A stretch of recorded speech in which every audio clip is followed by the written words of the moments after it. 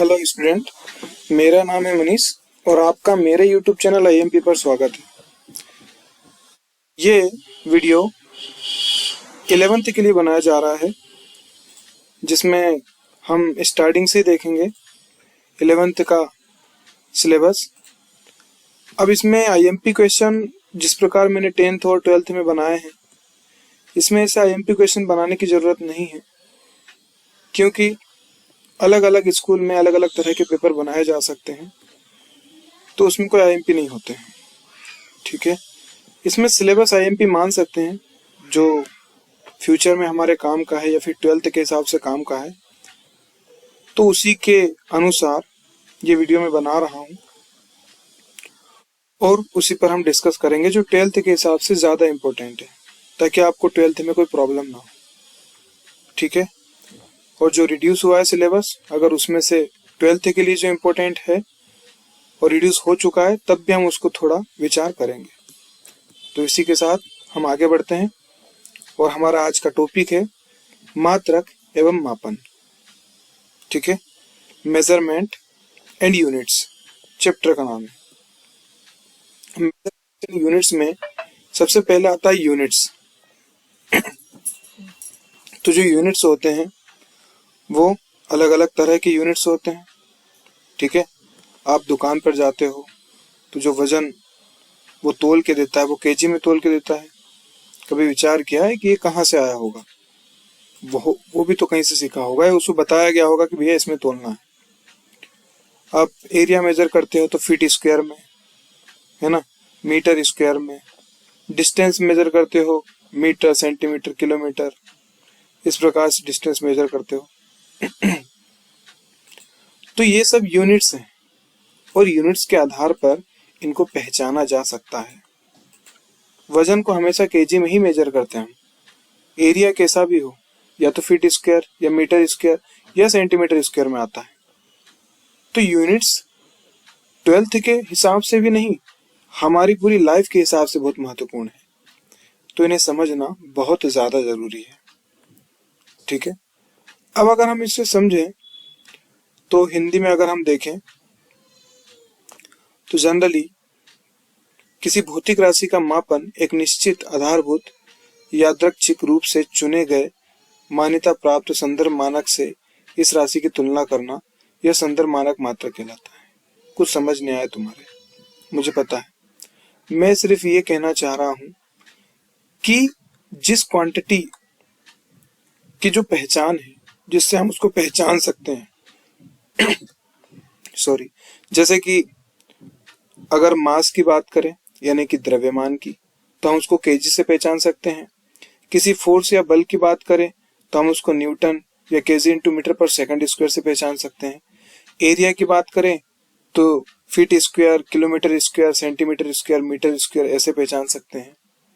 मेरा बोलने का मतलब है कि जो मात्रक या यूनिट्स होते हैं ना, वो हमारी मदद करते हैं ये पता करने में कि हम किस के विषय में बात कर रहे हैं। जिस प्रकार हमारे पीछे के जो बोल सकते हैं जो सरनेम होते हैं, उससे ये पता लग जाता है कि हम किस व्यक्ति के विषय में बात कर रहे हैं। जैसे मेरा नाम है मनीष राजपूत, तो आप अगर सिर्फ मनीष नाम लेकर बात करेंगे तो मे बी पॉसिबिलिटी कि कुछ एक्चुअल में समझ ना आए कि आप किस विषय में बात कर रहे हैं। लेकिन अगर पूरा नाम लेंगे तो इजीली समझ में आ जाएगा कि ये शायद उनके बारे में बात कर रहे हैं, या फिर आपका भी जो भी सरनेम हो। ठीक है, तो आई होप कि आप समझ पाए होंगे मात्रा की यूनिट्स जो होती है वो एक पहचान है किसी भी क्वांटिटी की। अब ये क्वांटिटी क्या चीज होती है? सारी की सारी क्वांटिटी तो होती है नंबरों को छोड़कर सारी की सारी क्वांटिटी तो होती है। अब क्वांटिटी जो होती है वो क्या है? क्वांटिटी है जैसे कि एरिया, जैसे कि आपका एरिया मतलब क्षेत्रफल, जैसे कि द्रव्यमान यानी कि मास, लेंथ यानी कि लंबाई, है ना। मैं आपको चार्ट दिखाता हूँ।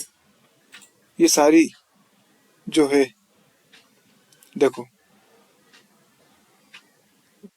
यहाँ पे दिखाता हूँ मैं आपको। ये सब क्वांटिटी तो है न्यूटन को एन से सिंबल करते हैं, ये बल या भार, इन दोनों में इसका इस्तेमाल होता है। इसका बेसिक यूनिट है, ये न्यूटन साइंटिस्ट के नाम पर पड़ा। दबाव या दाब, प्रेशर आपने सुना होगा, तो प्रेशर भी एक क्वांटिटी है ना, तो इसको पास्कल में मेजर करते हैं। साइंटिस्ट का नाम है पास्कल, उसी पर इसकी यूनिट रखी। इसकी नॉर्मल बेसिक यूनिट ये है या ये है। जिसके बाद ऊर्जा, कार्य, उष्मा, जूल, एक साइंटिस्ट था उसके अनुसार इसका जूल पड़ा। इसकी बेसिक यूनिट्स ये होती है। वॉट है ना, वॉट के आप बल्ब लेने जाते हैं दुकान पर, कितने वॉट का है, तो वो यही है, पावर यानी कि शक्ति। ठीक है, तो वो इस प्रकार से इनकी बेसिक। तो ये सारी चीजें जो हैं ये क्वांटिटी तो है। ठीक है, ये सारी चीजें क्या है, क्वांटिटी तो है। ये नीचे देखो, क्षेत्रफल, आयतन, गति, त्वरण, वेग, कोणीय, ये जो कुछ आपको दिख रहा है सामने, ये सब क्वांटिटी तो है जो रात दिन आपको जीवन में जरूरत पड़ती रहती है। समझ में आ गई बात? तो मैं उम्मीद करता हूँ कि आप समझ पाए होंगे कि मात्रक क्या होते हैं। मात्रक एक पहचान है, क्वांटिटी को दिखाने का एक तरीका है। अगर वो नहीं दिखा पाएंगे तो एक अराजकता उत्पन्न हो जाएगी, एक स्थिति उत्पन्न हो जाएगी कि इंडिया में कुछ और कहा जा रहा है और यूएसए में कुछ और, फ्रेंच में कुछ और। अगर इस तरह चलेंगे तो फिर एक आम इंसान या फिर बात करे कि वो स्टूडेंट जो इंडिया में पढ़ाई की वो तो बाहर जा ही नहीं सकता। तो उसके हिसाब से पूरी एक कमेटी बिठाई गई और उन्होंने मिलकर एक सिस्टम बनाया यूनिट का कि भैया क्षेत्रफल है, एरिया है तो इसको इसी नाम से जानना है, आयतन है, वॉल्यूम है तो इसको इसी नाम से जानना है, ऊर्जा है, एनर्जी है तो इसको इसी नाम से जानना है, प्रेशर है, दाब है तो इसको इसी नाम से जानना है, force, electricity, potential, resistance, specific resistance, बहुत सारी क्वांटिटी। आई होप कि आप समझ पाए होंगे। ठीक है स्टूडेंट, और अगर नहीं समझ पाए तो चुल्लू भर पानी की जरूरत है अभी आपको। और एक बात बता दूं कि आप फिजिक्स को रट नहीं सकते, जितना समझेंगे उतना अच्छे से चीजें आपको समझ में आएंगी। क्योंकि चीजें अगर आपके दायरे में रहेंगी तो आपको समझ में आएंगी, लेकिन आप उन्हें याद करेंगे, रटेंगे तो यकीन मानो आप उन्हें भूल जाएंगे। और अगर ऐसा आपने किया कि याद करेंगे तो कब तक याद करोगे? इसलिए इन यूनिट्स को समझने का प्रयास करो। फिजिक्स को, केमिस्ट्री को, मैथ्स को, बायोलॉजी को, इनको समझने का प्रयास करो, क्योंकि जितना समझोगे ना उतना ज्यादा ये समय तक याद रहेगा और हमारे काम भी आएगा। अगर आप रटोगे तो ये पढ़ाई आपके काम में नहीं आएगी, तो ऐसी पढ़ाई किस काम की? मैं उम्मीद करता हूँ आप समझ पा रहे होंगे। ये मेरा पहला वीडियो है, इसलिए मैं इतना आपको समझाने का प्रयास कर रहा हूँ। अगले वीडियो में ये फोकट की बकवास मैं नहीं करूंगा। ठीक है, तो बस यही मैं आपसे कहना चाहूंगा कि आप पढ़ें। तो अभी मात्रक आप समझ गए होंगे कि एक पहचान होती है। ठीक है, अब ये पहचान दो प्रकार की होती है। एक का नाम होता है फंडामेंटल और एक का नाम होता है डिराइव्ड। फंडामेंटल का मतलब होता है कि मूल राशि। फंडामेंटल का मतलब होता है मूल राशि और डिराइव्ड का मतलब होता है व्युत्पन्न राशि।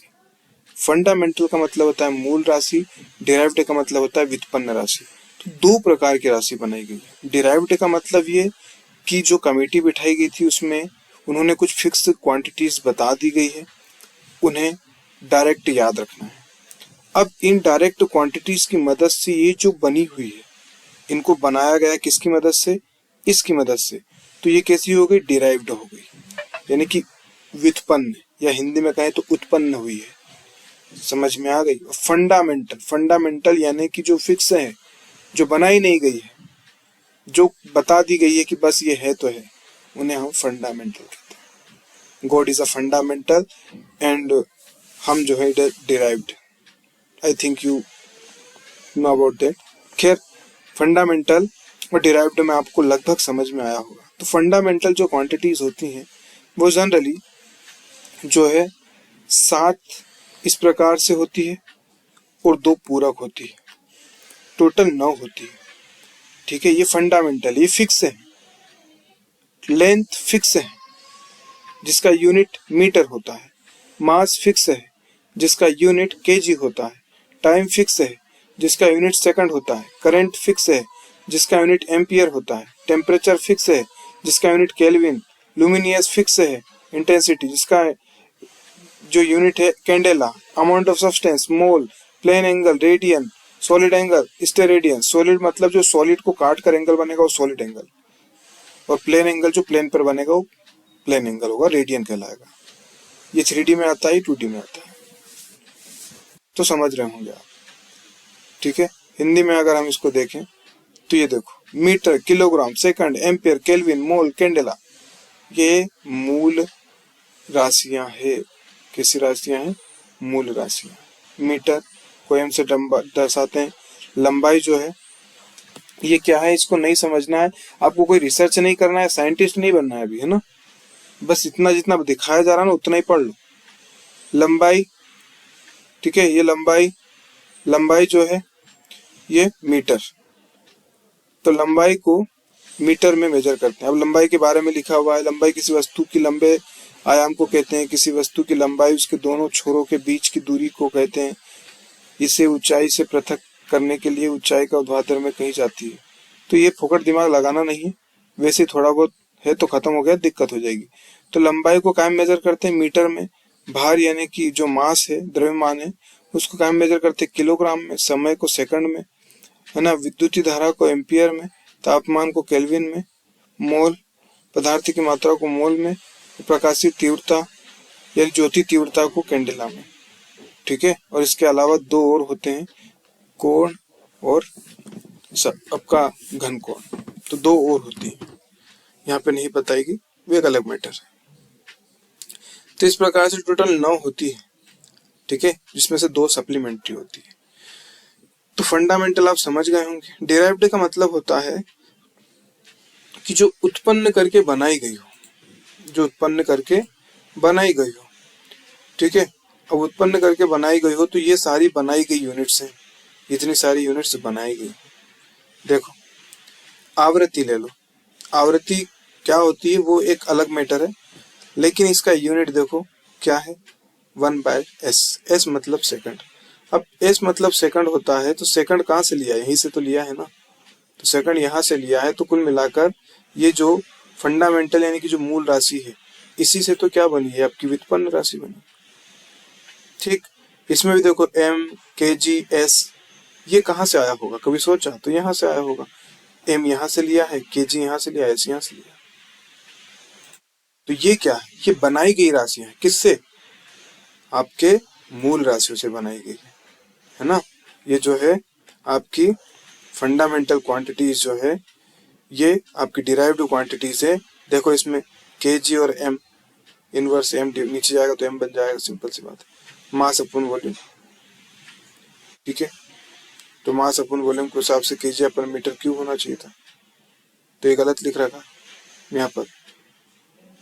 ठीक है, डिस्टेंस अपन टाइम मीटर पर सेकंड, इनवर्स ये सही है, ये गलत लिखा है, इस पे ध्यान न दें, यहाँ पे मीटर क्यूब आएगा। यहाँ मास है तो मास का क्या बनता है, kg, और वॉल्यूम का क्या होता है, मीटर क्यूब। समझ गए ना। तो ये थोड़ा मिस्टेक हो गया यहाँ पर लिखने में, जिसने भी लिखा है। तो इस प्रकार से है ना, वेदांतु वाला है, गलतियां सबसे होती, वेदांतु वाले से भी हो गई। तो अब यहाँ पर अगर हम देखें तो इस फॉर्मूले के बेसिस पर ही यूनिट्स बनाई जाती है, जिनको डिराइव्ड यूनिट्स कहते हैं। ठीक है, तो डिराइव्ड यूनिट्स आई होप कि आपको समझ में आया होगा, है ना।